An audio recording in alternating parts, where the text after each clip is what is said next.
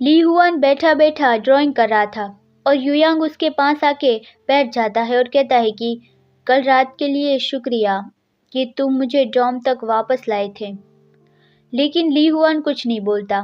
तो युयांग मन में बोलता है कि उसने तो कोई रिएक्शन ही नहीं दिया। तो फिर वो जोर से कहता है कि हाँ, ये सब कुछ उस बदमाश वांग मिंग की वजह से हुआ है। वो मेरे साथ प्रैंक करना चाहता था और उस रात मैंने तुम्हें पुल बिल्डिंग पर उसके साथ देखा था। तो इसलिए ही मुझे लगा कि तुम भी उन लोगों से मिले हुए हो। मैंने तुम्हें गलत समझ लिया। लेकिन ली हुआन सिर्फ उसे इतना ही कहता है कि हाँ। तो फिर युयांग थोड़ी देर कुछ नहीं बोलता और फिर वो अपने हाथ में ग्रास खींचता हुआ कहता है कि हाँ, क्या कल रात कुछ हुआ था? मैंने बहुत ज़्यादा ही पी ली थी, इसलिए मैं कुछ भी क्लियरली याद नहीं कर पा रहा हूँ। तो ये सुनकर ली हुआन चौंक गया और वो पिछली रात का याद करने लगता है कि युयांग ने उसे कहा था कि क्या ऐसा है कि तुम मुझे लाइक करते हो, ये कहना चाहते हो? तो ली हुआन ने कहा था कि मुझे नहीं पता। ली हुआन कहता है कि हाँ, उसका कहने का मतलब था कि पिछली रात को कुछ हुआ था। तो ली हुआन फिर उसे बताने लगता है कि तुमने कहा था कि तुम मेरे पास आए थे क्योंकि काउंसलर ने तुम्हें ये करने को कहा था। तुम कभी भी मुझसे बात करना ही नहीं चाहते थे। मुझे पाखंडी बुलाया। मैं दूसरों के मामले में बहुत टांग अड़ाता हूँ और मुझे मदफका कह के बुलाया और मुझे कहा कि तुम्हारी नज़रों से दूर हो जाओ और तुमने मुझे मारा भी था।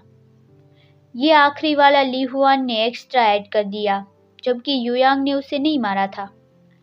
युयांग तो जोर से कहता है कि क्या मैंने इतना कुछ कह दिया?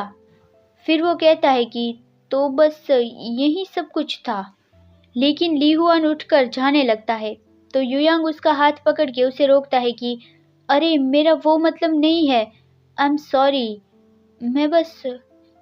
लेकिन उसकी नज़र ली हुआन के फेस पर पड़ती है तो वो जोर से कहता है कि तुम्हारे फेस को क्या हुआ और तुम्हारे हाथ को भी?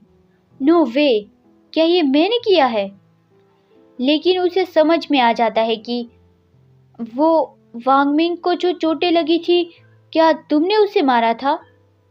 तो ली हुआन कहता है हाँ। युयांग कहता है कि और क्या तुमने उन लोगों को मुझसे माफ़ी मांगने को कहा था? तो ली हुआन कहता है हाँ। युयांग यह जानकर सरप्राइज हो गया और मुस्कुराता हुआ कहता है कि तुम तो कितने पागल हो। तुम्हें वो करने की ज़रूरत नहीं थी। आज नहीं तो कल मैं ही उन लोगों से खुद से निपट लेता। ली हुआन कहता है कि मैं तुम्हारी मदद कर सकता हूँ। तो युयांग कहता है कि थैंक यू और मुझे माफ़ कर देना। तो ली हुआन उसके सर पे पैट करता हुआ कहता है कि मैंने पहले ही तुम्हें कह दिया है, इससे कोई फ़र्क नहीं पड़ता। तो युयांग थोड़ा ब्लश हो गया और ली हुआन का कॉलर पकड़ के जोर से चिल्ला के कहने लगता है कि ये कितना एनोइंग है। तुम इतने अच्छे टेम्पर वाले कैसे हो?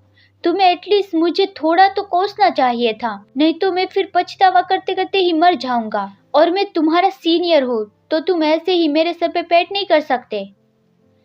तो फिर ली हुआन कहता है कि ठीक है, और वो गुस्सा हो ऐसा दिखाते हुए कहता है कि मैं अभी भी गुस्सा हूँ।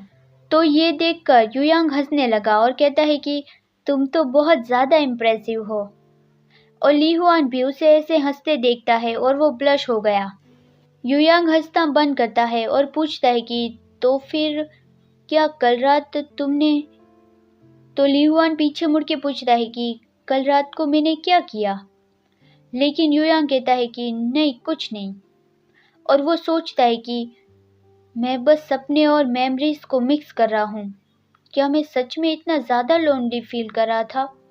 लेकिन अगर वो सिर्फ एक सपना ही था तो ये भी अच्छी बात है। ली हुआन उसे विचारों में खोया देखता है, लेकिन वो सच नहीं बताता कि कल रात को क्या हुआ था।